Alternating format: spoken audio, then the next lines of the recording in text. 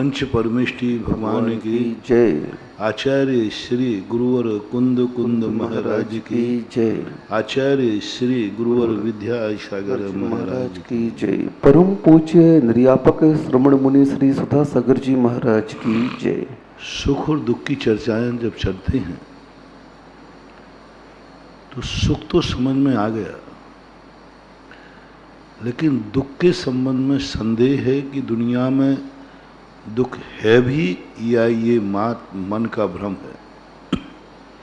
Psychology effect. दुख कोई है क्या? सुख तो है, सुख की बात तो कही गई। सुख तो स्वभाव रूप है, अनंत सुख में आता है। लेकिन दुख की चर्चाएं जो हैं ये कहीं काल्पनिक तो नहीं है। दुख दुनिया में होता तो पूज्यपाद स्वामी दुखी होने का निषेध क्यों करते हैं? वो कहते तुम दुखी मत हो, शोक मत करो, क्रंदन मत करो, आकुल व्याकुल मत करो, क्योंकि दुनिया में आकुल व्याकुल कोई है ही नहीं वस्तु। सारी दुनिया में देखा मैंने, दुख नाम की चीज नहीं मिल रही। बहुत खोजा कि दुख मिल जाए कि ये वस्तुतः दुख कहलाता है। क्योंकि जिस दुख को मैंने दुख कहा वही दूसरे व्यक्ति को देखा तो वो कहता मुझे तो बहुत अच्छा लग रहा है।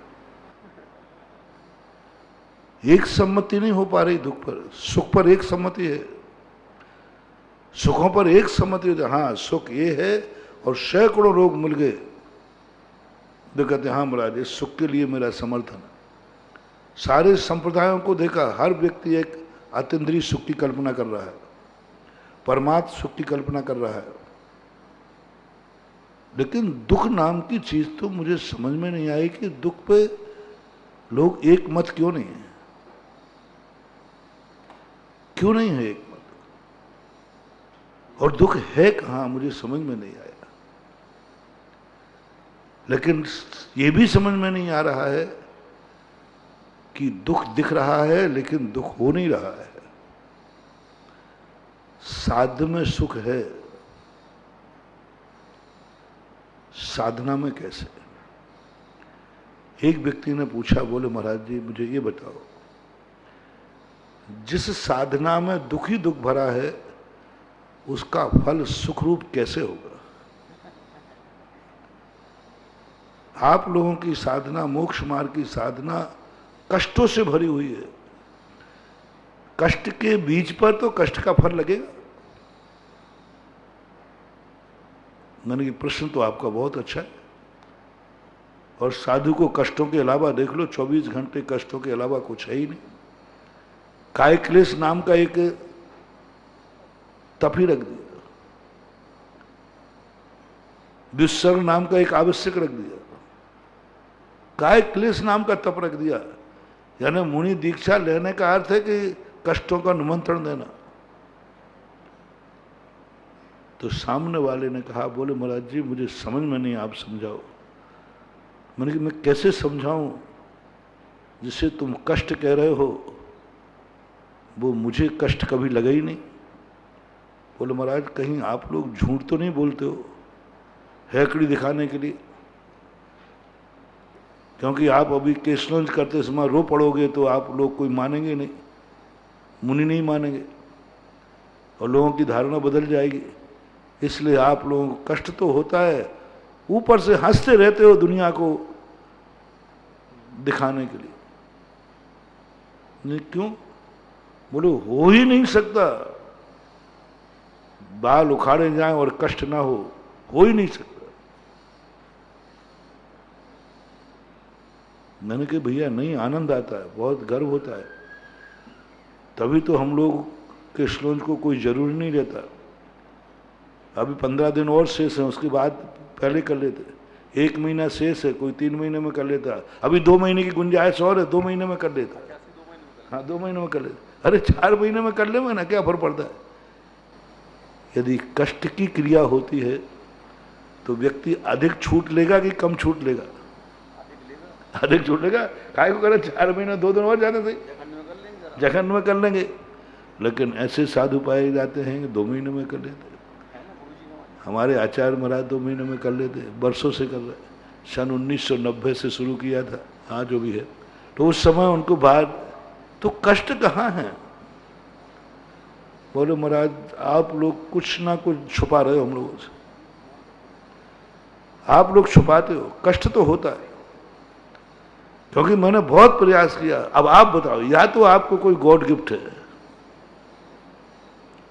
कि आप लोगों को कष्ट होते ही नहीं।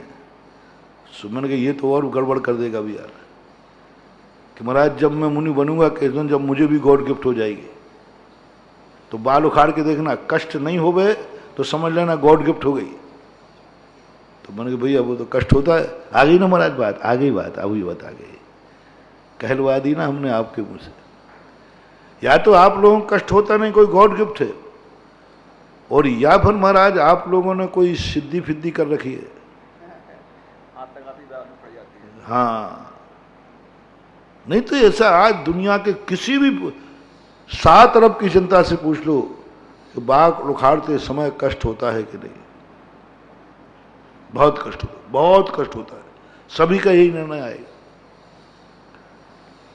अब साधु कहता मुझे कष्ट होता ही नहीं, तो सब झूठ मान लेते।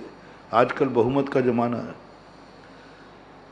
केसलन करते समय कष्ट नहीं है ये मानने वाले ज्यादा है, कि बाल उखाड़ते समय कष्ट है ये मानने वाले ज्यादा है।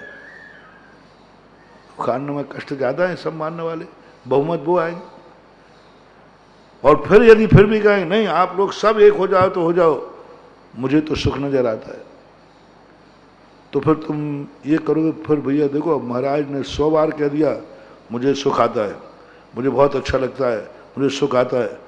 100 बार महाराज ने बोल दिया, 1 लाख बार बुलवाओ तो बोलूंगा। तो फिर आप लोग 3 संदेह करेंगे। पहला संदेह गॉड गिफ्ट का, दूसरा संदेह आपने कोई सिद्धि कर ली, और तीसरा संदेह बोले महाराज जी कहीं आप लोग कोई ट्यूब तो नहीं रखते? आजकल वो पाउडर माउडर आने लगे ना, साबुन पाउडर के आते हैं, वो लगा लो और बस यूं नहा लो सब साफ हो जाता है। आता है, ऐसा आता है। तो या तो आप लोग फिर वो लगाते हो। तो मैंने कहा भैया देख लो आके। बोले वो राख में मिला लेते होगे, ध्यान रखना आप लोग बार बार राख लगाते हो ना राख। अब थोड़े से बाल उखाड़ता हूँ, जब दाढ़ियों मूछों पे आता हूँ तो बार बार लगाना पड़ती राख, क्योंकि यहाँ पसीना आता है। वो कहता पसीना नहीं महाराज, वो उसमें कुछ माल बुलाया। अब देखो बड़ी आफत हो गई ना। आप जो नहीं कर पाए वो किसी ने कर लिया, तो उस पर आपने लांछन लगा दिया, क्योंकि आप नहीं कर पाए तो आपने महाराज के ऊपर संदेह कर लिया। बोले महाराज संदेह नहीं कर रहा हूं, यथार्थ बोल रहा हूं। आप लोग छुपाते हैं, ठंड लगती है, आप लोग कहते ठंडी लगती, और सुबह आप लोग बिल्कुल जो को तो मिले। एक दिन हमने ठंड में बिना कपड़े भी थे, अकेले रजाई में कम रुई थी, रात भर नींद नहीं आई।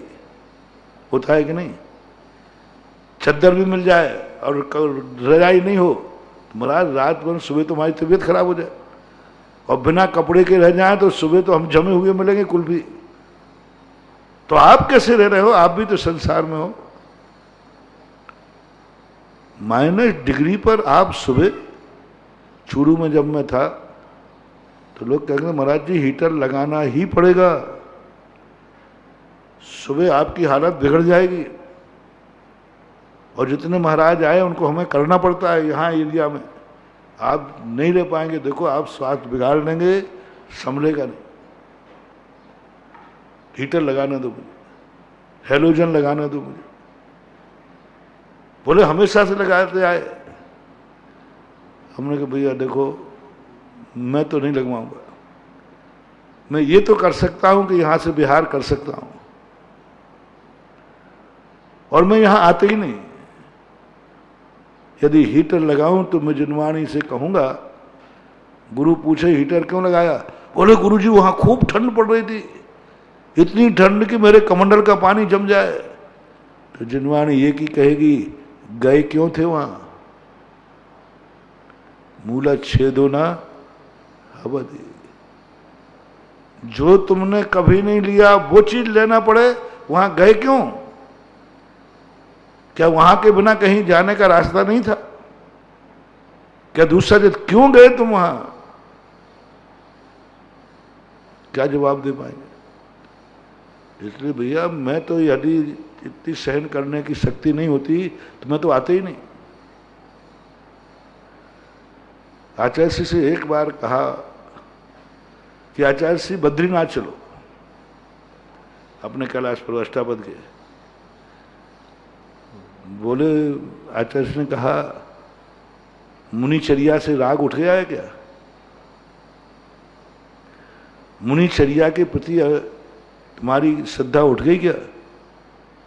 अरे मैंने कि अपन ने कौन सी बुरी बात करी? कैलाश पर्वत के अष्टापद के दर्शन करें, बद्रीनाथ के दर्शन करें, देख के तो हाँ एक बार। आचार्य ने कहा नहीं, क्या तुम मुनिचर्या का पालन कर पाओगे? कर पाओगे? बिना हीटर के रह पाओगे?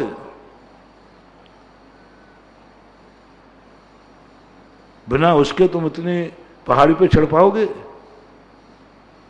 ऑक्सीजन भी चाहिए, हीटर भी चाहिए। जो साधु अष्टापद को पहुंच ही नहीं पाए कोई। बद्रीनाथ जाने में रास्तों में कई साधुओं से पूछा कि मैंने कि रात में क्या व्यतीत, कैसे चलता है, क्या चलता है? सब ने कहीं ना कहीं से कोई पर ग्रहण किया। कई स्थानों पर तो भोजन कहीं बनता है, ले जाना पड़ता, बर्फीली जगह है, वहां अग्नि नहीं जलेगी, नहीं तुम्हारे कोई काम नहीं करते, सब जम जाते। शास्त्रों में कहा है कि तीर्थ यात्रा भी संयम का पालन नहीं होता है तो तीर्थ यात्रा छोड़ी जा सकती है। जरूर नहीं। एक दिन जब मैंने कहा था ना कि महावीर का दर्शन छोड़ सकता हूं लेकिन चींटी को नहीं मार सकता, ये जैन दर्शन नहीं। अपन को ऐसे क्षेत्रों पर विहार करने का भाव नहीं करना, चाहे भली वो साक्षात भगवान मिले। भगवान कहेंगे तुम अष्टापद में आ जाओ, आदिनाथ भगवान हम तुम्हें दर्शन देंगे, हम तुम्हें दर्शन देंगे तुम्हें।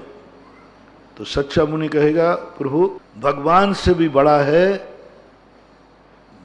साधु पद, आपका दिया हुआ पद, मुझे नहीं चाहिए आपका दर्शन, मैं यहीं से मुनिचर्या पालन करूंगा।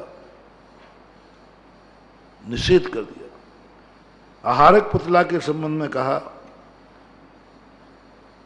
असंयम के परिहार के लिए, संयम की रक्षा के लिए भी आहारक पुतला निकलते। पूज्यवर अकलंग स्वामी राजवार्ते वो कहते हैं कि जब मुनि को यह भाव आता है कि वहां मैं कैसे जाऊं, रास्ता ठीक नहीं है, प्रासुक नहीं है, जीव जंतु हैं और अंदर क्लेश है कि मैं वंदना कब करूंगा, मैं यहां आया सम्मित शिखर की वंदना नहीं की तो जीवन बेकार है, कैलाश पर्वत की वंदना कैसे करूं? तो तुरंत उनको क्लेश होता है, आहारक पुतला निकलता है, दर्शन करके आके संतुष्ट हो जाता। लेकिन स्वयं नहीं गए तो सारे तीर्थ छूटे तो छूट जाएं, लेकिन एन कैन प्रकार संयम को बाधा पहुंचा करके करना। मुनि संयम को बाधा पहुंचा करके वंदना नहीं करेगा। हाँ, यदि वंदना करने में संयम में वृद्धि होती है तो बात अलग है।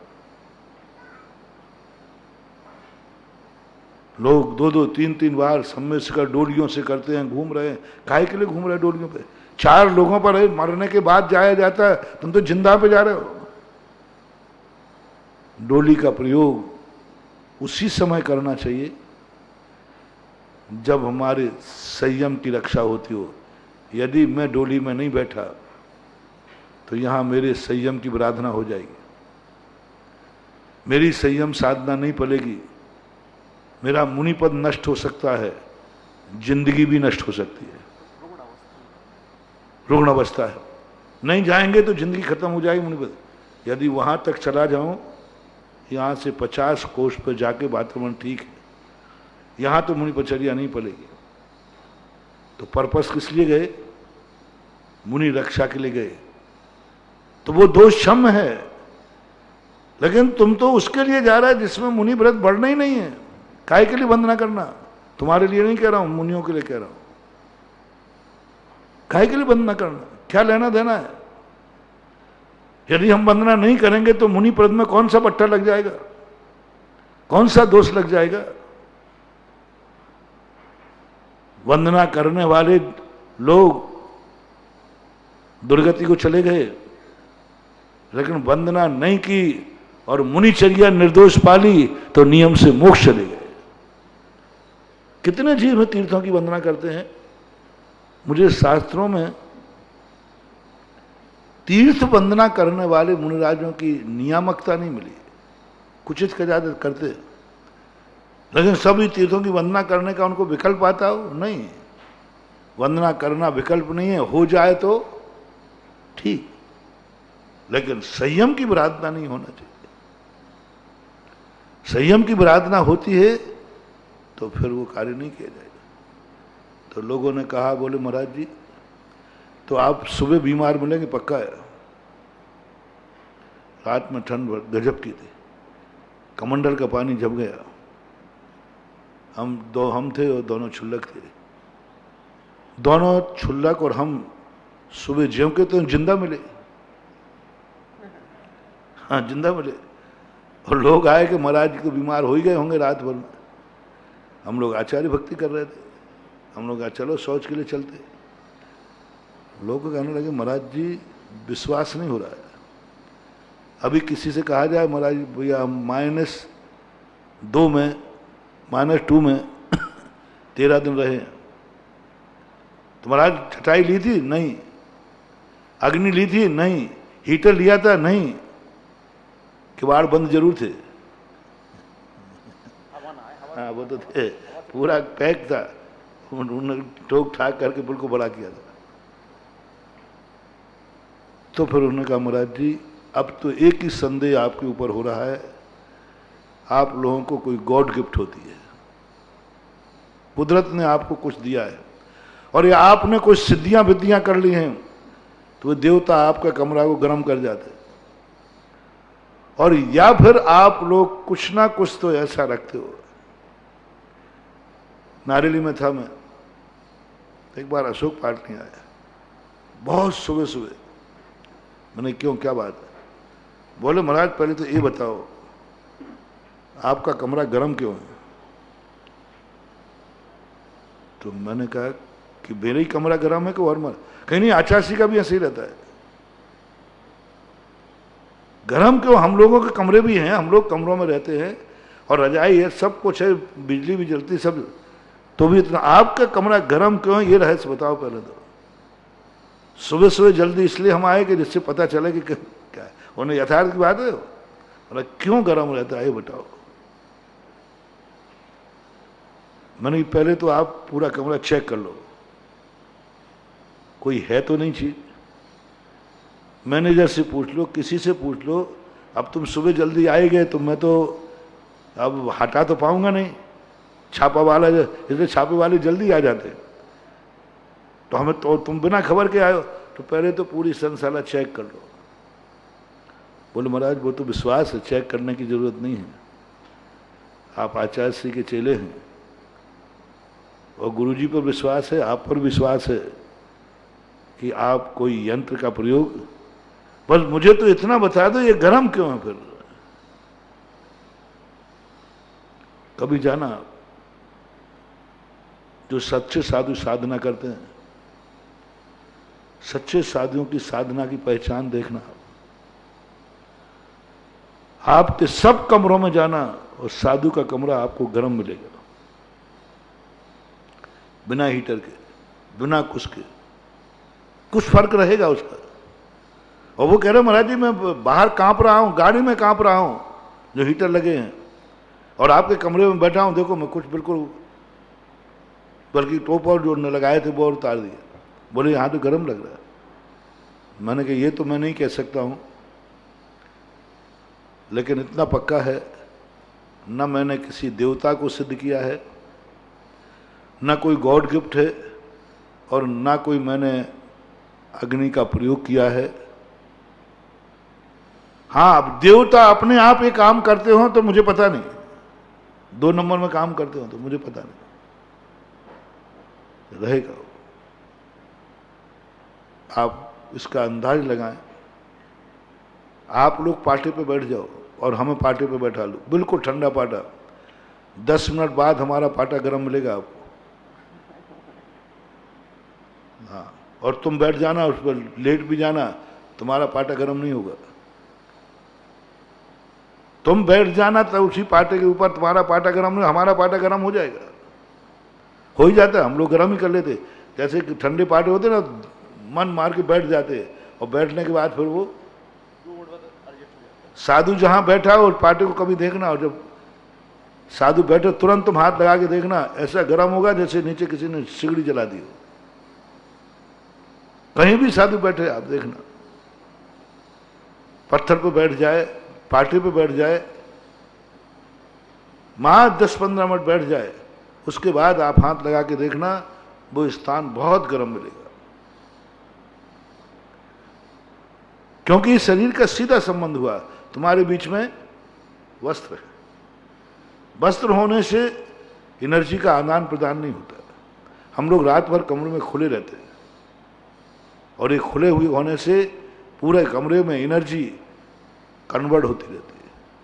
और रात भर बंद रहा तो रात भर तो कितनी तो सामायिक हुई, कितना ध्यान हुआ, कितना तत्व चिंतन हुआ। सोते समय ध्यान है, ज़्यादा नहीं सो जाऊं, सुबह जल्दी उठना है, उठना ही, रोज को उठना, वो तो है ही। ये जागरूकता कितनी है, लेकिन फिर भी आप संदेह कर लेते हैं। हम लोग कहें कि महाराज भैया आप लोग उपवास में बड़ा आनंद आता है। बोले महाराज क्यों आप लोग झूठ बोलते हो? 1 घंटे भोजन पानी नहीं मिलता, चक्कर आ जाता है। 1 घंटे पानी नहीं मिले तो गला सूख जाता है और आकुल व्याकुल परिणाम हो जाते हैं। आप तो पूरे संसार से पूछ लो महाराज, मैं झूठ बोल रहा हूं तो। और हम लोग कहते नहीं उपवास में आनंद आता है। यदि आनंद नहीं आता तो किसने कहा है उपवास करो? कौन से शास्त्र में लिखा है कि उपवास करो? कुछ 2-3 उपवास हैं, कर लेते। उत्तर गुण में कर लो, मर्जी पड़े तो करो, नहीं करो। अब उत्तर गुण का अर्थ है तुझे अच्छा लगे तो कर लेना, और नहीं लगे तो मत करना। अब अच्छा नहीं लग रहा है तो फिर मुझे शौक है क्या कष्ट सहन करने का? महाराज जी वो तो बात आप जानो, हमें तो लगता है आप लोग सब ऊपर से दिखाते हो हम लोगों को खुशी है, अंदर की बात तो आप लोग जानते हो कि उपवास में कितने कष्ट है। मैंने कहा नहीं भैया ऐसी बात नहीं है, क्यों दिखाऊं तुम्हें उपवास का, क्यों दिखाऊंगा? फिर वही बारी बात, आप लोग कष्ट, हम लोग विहार करते, पैर छिल जाते, फिर भी चलते। महाराज कुछ तो है आप लोग। हम लोग तो 1 कदम नहीं चल जाए, इतना छाला पड़ जाए तो हम तो दुकान पे भी नहीं जाए। सारी साधना बता दी हम लोग, उस साधना में सब में कष्ट ही कष्ट नजर आया। साधु को बाहर से देखोगे गम ही गम नजर आएंगे। दुखों का भंडार है, हर चर्या में कष्ट है, लेकिन साधु कहता है मुझे तो बहुत अच्छा लग रहा है, मुझे तो कोई कष्ट नहीं है। तो अब इसमें से सत्य क्या है? सारे संसार ने, बनारसी दास ने मुनिचर्या को 3 दिन पालन करके देख लिया, उन्होंने कहा कष्टों के अलावा कुछ नहीं है। बहुत सारे लोगों की धारणा है कि मैं साधु इसलिए नहीं बनता हूं कि जिसकी साधना इतनी कठिन है उसकी मंजिल कितनी कठिन होगी। क्या कभी नीम के पेड़ पर आम लगे? क्या बबूल के बीज में कभी, जिसका बीज ही, तो मैंने कहा भैया तुमने खाया नहीं है बीज। यही तो विशेषता है। निबोली इतनी कड़वी नहीं होती जितना नीम कड़वा होता है। निबोली की बीज, निबोली तो कड़वी होती है, निबोली का बीज होता है ना वो इतना कड़वा नहीं। बबूल में कांटे हैं, बबूल का बीज तो इतना चिकना होता है, इतना कि आप हाथ पे ले गए ना, कोई दुनिया का बीज इतना चिकना नहीं होता, इतना इतना सॉफ्ट नहीं होता। सारे दुनिया के बीज आप देख लीजिए और बबूल का बीज देख लीजिए, शाइनिंग मारता है, एकदम शाइनिंग, एकदम चिकना रहता है। तो मैंने कहा ये मत कहो कि पेड़ में कांटे हैं तो बीज में भी कांटे होंगे। हाँ, बीज में भी कांटे होंगे, ऐसा नहीं, बीज तो बढ़िया अच्छा लग रहा है, ऐसा नहीं। तो बोले महाराज हम लोगों की धारणा तो यही है कि उपवास करने में क्या सुख मिलेगा, जब उपवास करने में दुख है। अभी सारे कष्ट की साधनाएं करो और बाद में आपको फल अच्छा मिलेगा। हम लोग समझ, हमने कैसे समझाऊं, पहले तो मुझे ही नहीं समझ में आता, तो मुझे तो आ गया, लेकिन अब तुम्हें समझना फिर भी सरल है, समझाना बहुत कठिन है। केकड़ी की चर्चा है, बहुत पहले की चर्चा है। मोहनलाल जी कटारिया थे उस समय, उन्होंने प्रश्न किया, महाराज जी सही बताओ आप लोग कष्ट होता है कि नहीं होता है, कि मात आप लोग ऊपर से दिखाते रहते हो, अब बन गए बाबा जी बन गए तो रो भी नहीं सकते आप, केसलन जब उखाड़ते होगे तो आपको कष्ट तो होता होगा। महाराज जी अकेले में पूछे, बोले महाराज जी मैं आप अंदर की बात बता दो बस। मैंने कहा भैया साधु अंदर और बाहर की एक ही बात है, आनंद आता है। कैसे? अब मेरा दिमाग चला, मैंने कि इनको इन्हीं की भाषा में समझाना पड़ेगा, ये शास्त्र की भाषा नहीं समझेंगे, इनको शास्त्रों पर संदेह है, ये मेरी भाषा नहीं समझेंगे क्योंकि उनको मेरे ऊपर भी संदेह है। लोग बाहर से साधु दिखते हैं, अंदर से तो कष्ट उठाते हैं, अंदर से तो इनको भी क्लेश होता है, संक्लेश होता है। पर हमने 2-3 उदाहरण दिए तो उससे भी समझ में नहीं आया। फिर एक आए, मैंने कहा कटारिया जी एक बात बताओ, दुकान पे जम के ग्राहक आ रहे हो और खूब माल बिक रहा हो और माल 1 रुपए का 5 रुपए में बिक रहा हो, उस समय ग्राहकों को निपटाने में आनंद आता है कि कष्ट दुख होता है? लेकिन तुम्हारा शरीर तो बता रहा है कि तुम थक गए। कपड़े की दुकान है, वो कपड़े के थान पटक पटक के थक गए, चूर हो जाता है, चूर, एकदम चूर हो जाता है, क्योंकि ग्राहकी इतनी ज्यादा थी। थक गए, थक गए हो, बहुत थक गए, बहुत थक गए। हाँ महाराज थक तो जाते, इतना काम है। मैंने थक तो आप गए हो, लेकिन आनंद बताओ, दुकान पर ग्राहक ज्यादा आएगा तो आनंद आएगा कि ग्राहक नहीं आएगा तो आनंद ज्यादा आएगा? नहीं आएगा तो आराम है, और आएगा तो आराम हराम है। इनमें आनंद किसमें आता है तुम्हारे लिए, ये बता दो। दुकान पर ग्राहक नहीं आए तो आनंद है कि ग्राहक आवे तो आनंद है? और आएगा तो मेहनत कराएगा कि नहीं? बस ये बात मुझे तुम समझा दो, मैं तुम्हें समझा दूंगा। ये बात तुम मुझे समझाओ। ग्राहक के आने पर उसने मेहनत कराई, उसने बड़े परिश्रम कराया, उसके बावजूद भी तुम्हें आनंद आ गया। और जब एक भी ग्राहक नहीं था, शांति से बैठे थे, एसी की हवा खा रहे थे, तो तुम्हें खाली दुख हो रहा था, अपनी किस्मत को कोस रहे थे। भगवान रहे, भगवान कौन से पाप करे। अरे मूर्ख, ये कर भगवान कौन सा पुण्य किया, आराम से बैठा हूं, एसी की हवा खा रहा हूं गद्दी में। एक भी, हाँ वो समय कहना चाहिए भगवान आपकी बड़ी कृपा है, बड़े दुकान पर कोई ग्राहक नहीं आ रहा, आराम से शांति सो रहा हूं। नौकर तो करेगा ये, लेकिन मालिक क्यों नहीं? बोलो। भीड़ ने आकर के, ग्राहकों ने आकर तुम्हें कष्ट दिए, और तुम्हारा शरीर बता रहा है शाम को चूर चूर हो गए। निशिशेर ते प्रजा, शीतलनाथ भगवान कहा, दीवार नक्तम दिवमप्रमत्तमान, ऐसा कुछ है, ऐसा कुछ दूसरे वगैरह, यानी दिन भर करते करते थक जाते हैं। निशी भाव पक्ष ले ले, निशेर ते प्रजा। अब ऐसी स्थिति में स्वजीव ते काम सुखे च तृष्णा दिवास मारता निज शेर ते प्रजा। हाँ, तुम्हारे नक्तम देव परमात्मा न जाग रे बात न विशुद्ध वर्तमानी। कैसे कहें भगवान आपकी बात, सारी दुनिया तो ये है और आपका शरीर पड़ रहा है कि आप थक चुके हैं, लेकिन आपके चेहरे पर आनंद की झलक है। घर जा रहे हो, शरीर थका हुआ है, कपड़े गंदे हैं, चेहरे पे मुस्कान आ रहे, हे पकड़ खरी, एक आनंद की अनुभूति है। क्या आनंद है, वो आनंद क्या है ये बता दो मुझे।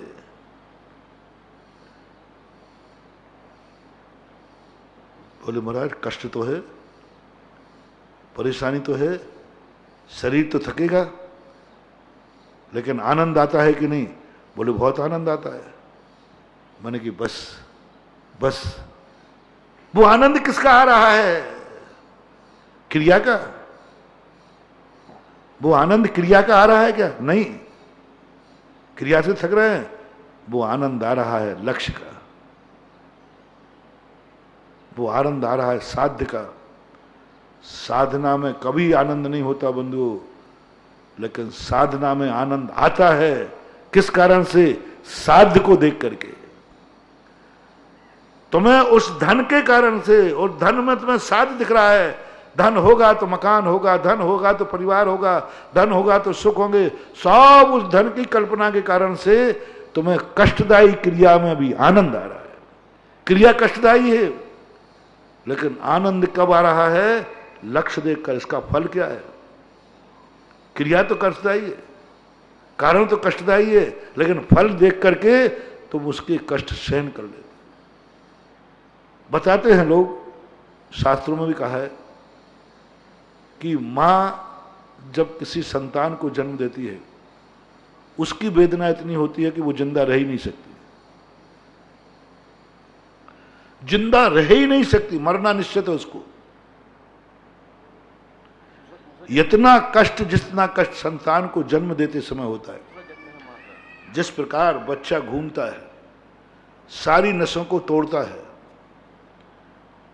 यदि ये प्रक्रिया अन्य समय पर की जाए तो जीव मरेगा निश्चित है। फिर मां जिंदा कैसे रह जाती है? हाँ, दूसरा जन्म। 99% माताएं जिंदा रहती हैं, 1% क्या, हजारों लाखों में कोई एक मां मरती है। बाकी सब किस कारण से? किस कारण से? मात विल पावर, मात लक्ष्य। और हर व्यक्ति को मालूम है संतान को जन्म देने में कष्ट है, बहुत कष्ट है, फिर भी मां क्यों बनती हो? क्यों बनती हो? क्यों जन्म देती हो? एक भी मां ऐसी नहीं है जिसको मालूम नहीं हो कि बच्चे को जन्म देना अपनी जिंदगी को मौत पर रखना, कष्ट उठाना हर नारी को मालूम है, हर परिवार को मालूम है, हर व्यक्ति को मालूम है। फिर भी, और कब से है कष्ट? कभी कभी किसी को होता है कि सभियों को होता है। और कब से हो रहा है? युग के आदि से। भरत चक्रवर्ती ने भी जब नंदा सुनंदा ने जन्म दिया, उनको भी कष्ट हुआ था। मरुदेवी का तो नहीं कहूंगा क्योंकि गॉड गिफ्ट थी, लेकिन नंदा सुनंदा ने भरत चक्रवर्ती को जन्म दिया, बाहुबली को जन्म दिया, 100 बेटों को जन्म दिया, कष्ट हुआ होगा। किसी भी महान पुरुष को जन्म दें जो कष्ट तो होता है। जब इतने लोग कष्ट उठा चुके हैं, मैंने कहा, फिर भी आज लोग बुद्धू बने, फिर भी आज महिलाएं बच्चों को जन्म दे रही है। ये कष्ट की क्रिया क्यों करती हैं? जवाब दो, क्यों करती हैं कष्ट की क्रियाएं? क्यों बच्चों को जन्म देती हैं? और जिनके जन्म नहीं होता है वे अपने को पापन मानती है। अरे अभाग्य मान के हमसे बेटा बेटिया का जन्म देने के कष्ट तो नहीं हुए? ऐसी कौन सी संसार में ग्रस्त नारी है जिनके संतान की उत्पत्ति नहीं हो और वे पुण्य का उदय माने?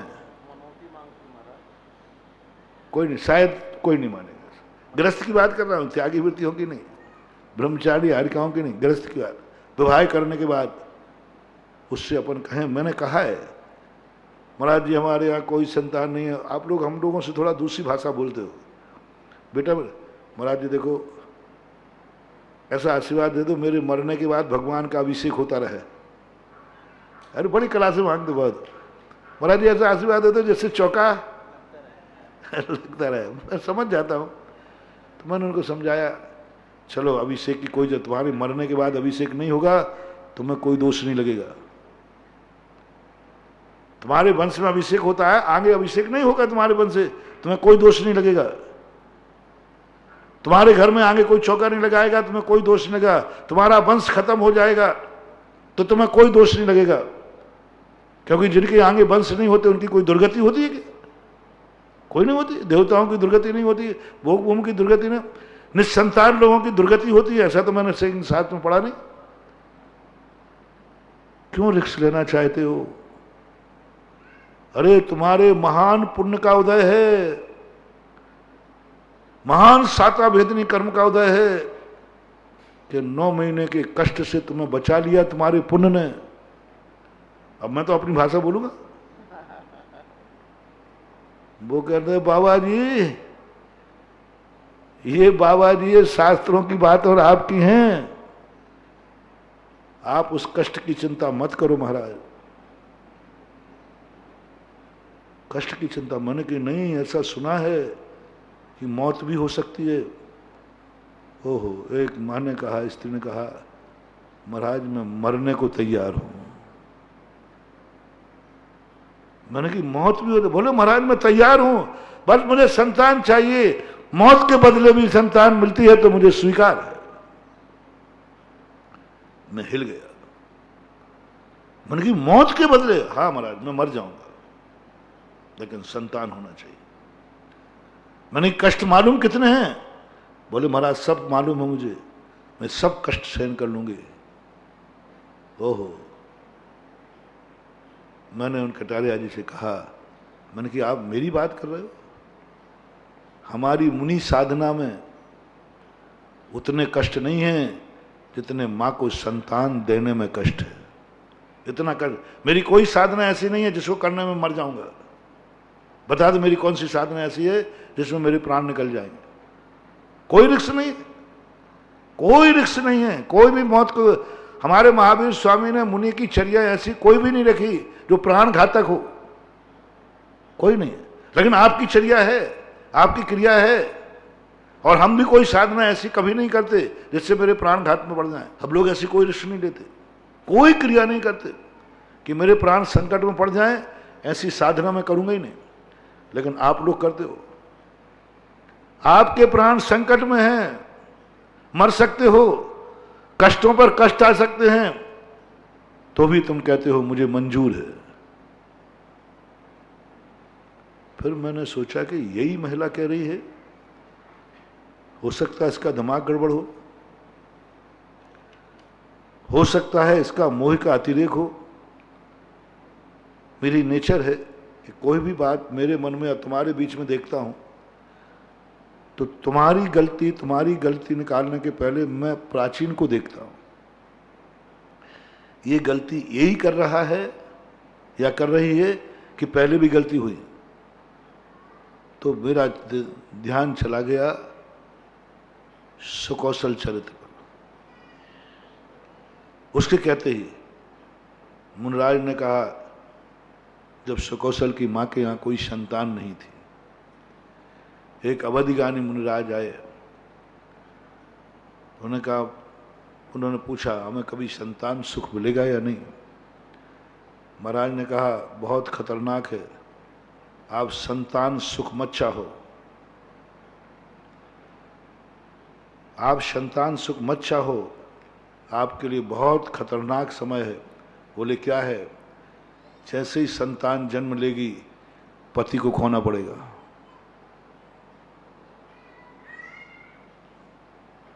पति को खोना पड़ेगा जो तुम्हारा नाथ है, तुम्हारा सुहाग है, तुम्हारी जिंदगी है।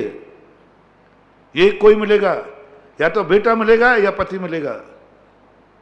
नारी को चयन करना है। बहुत कठिन पॉइंट है, बहुत खतरनाक पॉइंट है। जहां एक और बेटा है, अच्छी नारी की बात कर रहा हूं, आज की नारियों की बात नहीं कर रहा, एक और बेटे का चयन करना है और एक और पति का चयन करना है, दो में से एक चयन करना है। और पति का चयन उसने कितनी मुश्किल से किया है। एक मौका उसको शादी के समय मिला था, पिता को छोड़ना है या पति को ग्रहण करना है, किस पक्ष में चली गई कन्या? एक और पिता, एक और पति। यदि पति के साथ जाती है तो पिता छूटता है, सब नारियों के पिता छूटते, पिता छूटता है, और पति को छोड़ती है तो पिता मिलता है। संसार की बहुतायत नारियां, कन्याएं, इन दो में से कौन सा निर्णय लेंगे?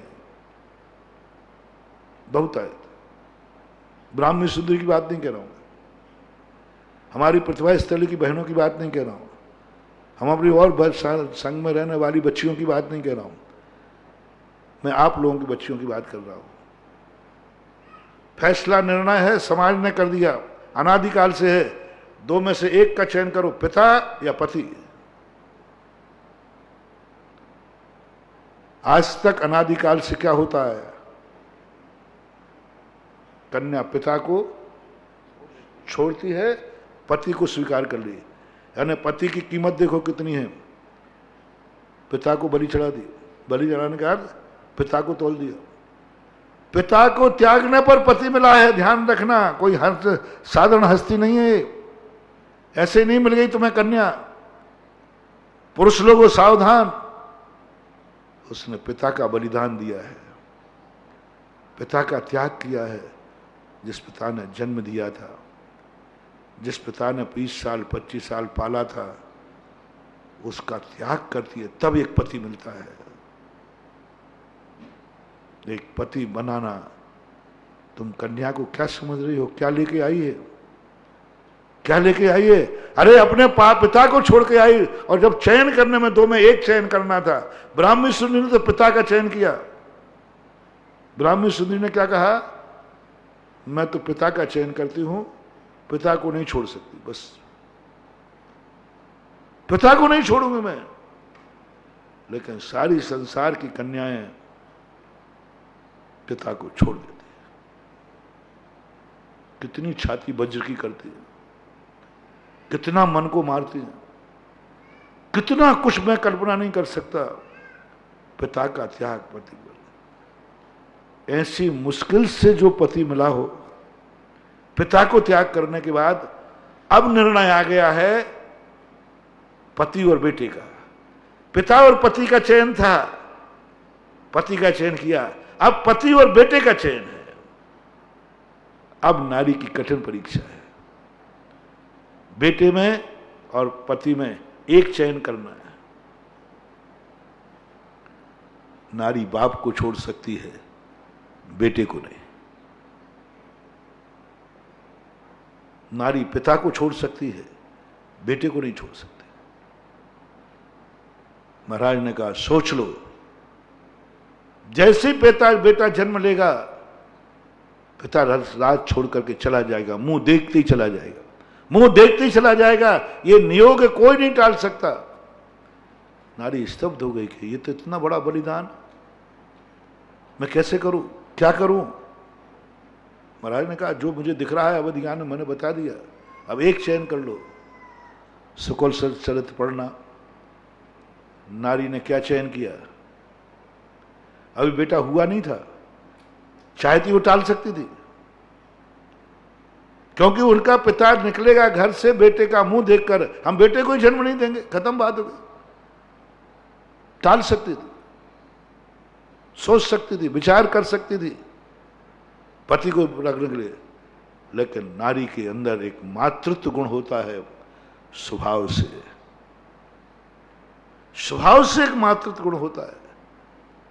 पत्नी बनने का उतना शौक नहीं होता जितना मां बनने का शौक होता है नारी को।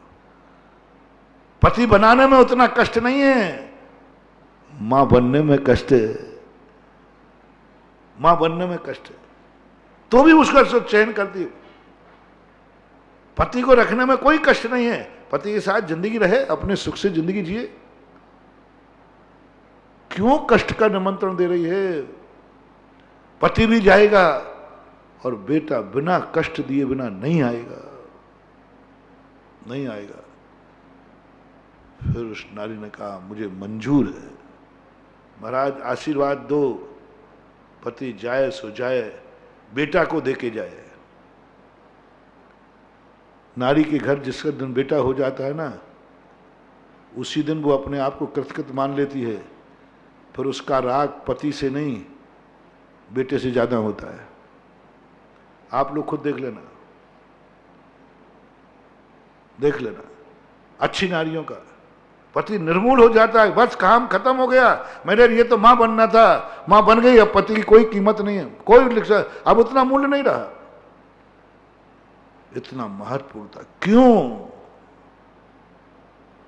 वो कष्ट सहन क्यों किया? मात भावी पर्याय, मेरा अस्तित्व रहेगा, मेरा नाम रहेगा, मेरे बुढ़ापे में काम आएगा। जो भावी कल्पनाएं हैं, उन भावी कल्पनाओं के लोभ में वर्तमान का कष्ट सहन हो जाता है और कोई कारण नहीं है। कष्ट तो इतना है कि मरना निश्चित है, लेकिन फिर भी वो कष्ट सहन करके जिंदा रहती है मात्र लक्ष्य के ऊपर। एक बिल्ली थी, पालतू बिल्ली थी। सेठ बिल्ली या कोई व्यक्ति था, बिल्ली को पालता था, और वो कहीं बिल्ली बाहर गया, बिल्ली को हमेशा खोल के जाता था, खोल के। उस दिन वो नहीं खोल पाया और बंद करके चला गया हफ्ते भर के लिए। बिल्ली बंधी रही, प्यासी, भूखी, मरना निश्चित था, बिल्ली जिंदा नहीं रह सकती थी, गर्मी के समय मर जाती, लेकिन बिल्ली जिंदा रही। क्या कारण था? वहां एक कपास का टुकड़ा पड़ा था, कपास। बस उसने मान लिया ये मक्खन है, ये मक्खन है। बस उसी इशारे पर वो जिंदा रही। कोई बात नहीं, मकान मालिक आएगा, आते ही मैं मक्खन खा लूंगी, मैं मक्खन खा लूंगी और मैं जिंदा रह जाऊंगी। ये आशा उसके मन में थी। जिंदा रही, पड़ी रही, पड़ी रही, बस मक्खन को देखती रहती थी, मक्खन को देखती रहती थी। 7वें 8वें दिन मालिक आया, अरे बिल्ली तो बंधी। जैसे ही खोला बिल्ली, बिल्ली की ताकत नहीं थी, झपट करके उस मक्खन पे पलटी। लेकिन उसका तो मक्खन था, लेकिन मुंह में दिया तो कपास निकला, मर गई, तुरंत मर गई। जिंदा किस पे थी? आस पर। मर कैसे गई? आस टूट गई। बस मेरी जिंदगी में दुनिया का जो कुछ भी है, सब आशा पर सुख और दुख है, दुख कोई चीज है ही नहीं। आशा पर आसमान टिका है, आशा है ये, अब उसको दुख नहीं है। वो कहते नहीं, वो हो जाएगा, मैं खा लूंगी उसको लिए। सारा संसार इसी कारण से कष्ट सहन करता हुआ आनंद में जी रहा है। रोटी बनाते समय कष्ट होता है कि सुख? फिर क्यों बनाते हो? किस बल पे बना देते हैं? खाने का आनंद की एक आनंद है मन में। साध्य क्या है? साध्य के कारण से साधन के कष्ट सहन किए जाते हैं, साध्य के कारण।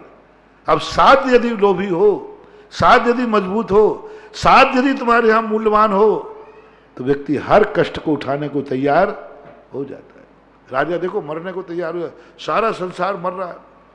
गजब तो जब हो रहा है, आप लोगों को कोरोना का कष्ट नहीं है। आप कोरोना से डर ही नहीं रहे।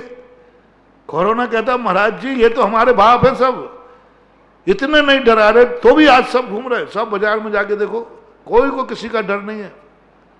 तो भाई कोरोना का डर क्यों नहीं है? क्यों निकल रहे घर से बाहर?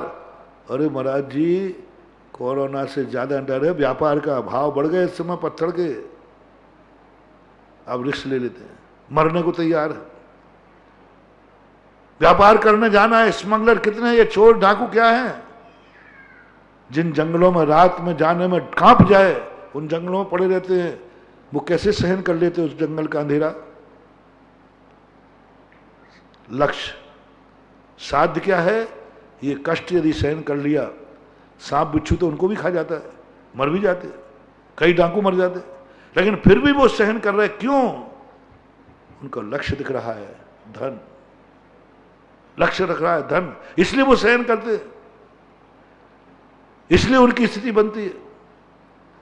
तो ऐसे सारे संसार में लोग, कष्ट है लेकिन आनंद है। बस मैंने कहा बस यही है कि हमारी पूरी चर्या में कष्ट है लेकिन आनंद ही आनंद है। जैसे तुम्हें इतने उदाहरण मैंने दिखाए। मां को संतान की बात पूछो, कैसा बात है? बोले आनंद ही आनंद है। कष्ट, अरे काहे के कष्ट महाराज? बेटा मिल गया। उससे पूछो तुम्हें कष्ट तो बहुत, अरे काहे का कष्ट महाराज? बेटा मिल गया। ऐसे ही सच्चे साधु से पूछो, महाराज जी कष्ट तो बहुत होते हैं आपको, काहे का कष्ट है? आनंद ही आनंद है। बस ये एक मां ने जैसे कष्ट सहन किए, लेकिन उससे पूछा मां कितना कष्ट हुआ? बोले काहे का कष्ट? आनंद ही आनंद है। सेठ ने दिन भर चूर हो गया दुकान चलाते चलाते, और शाम को पूछा क्यों आज तो बड़े कष्ट मिले? बोले काहे का कष्ट है? आनंद ही आनंद, आनंद ही आनंद। इस प्रकार के साधन में साध्य की अनुभूति, साध्य में तो आनंद है ही, लेकिन तुम्हें साधन में आनंद दिखाना है, जिसकी अपन अभी चर्चा कर रहे हैं। भगवान बनने के पहले भगवान का आनंद, ये भूमिका मैंने आज शुद्ध उपयोग की बनाई थी। कष्टों में शुद्ध का आनंद कैसे, अशुद्ध में शुद्ध का आनंद कैसे, शेरनी खा रही है आनंद कैसे? लक्ष्य सही है। जैसे एक व्यापारी को, एक डाकू को धन दिखता है, वो हर कष्ट सहन करने को तैयार रहता है। इस मंगल धन के लोभ में चाहता, पकड़े गए तो जेल जाओगे? बोलो जहां जाऊंगा। इसी प्रकार साधु कहता है यदि यहां से नहीं उठे तो शेर खा जाएगा। बोले खा जाए, कष्ट मालूम, वो लौच लौच के खाएगा। बोले मंजूर है, केवल ज्ञान मिलना चाहिए। जब एक डाकू धन के लोभ में हर मंजूर करती है, एक मां बेटे के लोभ में मौत के मुख को सहन करने को तैयार है, एक मां बेटे के लिए पति को छोड़ने के लिए तैयार है, तो हम लोगों ने तो धर्म के लिए मां बाप और परिवार को ही छोड़ा है, धन दौलत ही छोड़ी है। उसने तो पति छोड़ दिया बेटे के लिए, बेटे के लिए, और वो पैदा तो कष्टदायी है, कष्ट से पैदा होगा। हम लोग भी सारी कष्टों की साधना अभी अपन चलेंगे और समझेंगे। साधना में आनंद, साधन को कितना आनंद आता है, फिर चर्चा करेंगे। महावीर भगवान की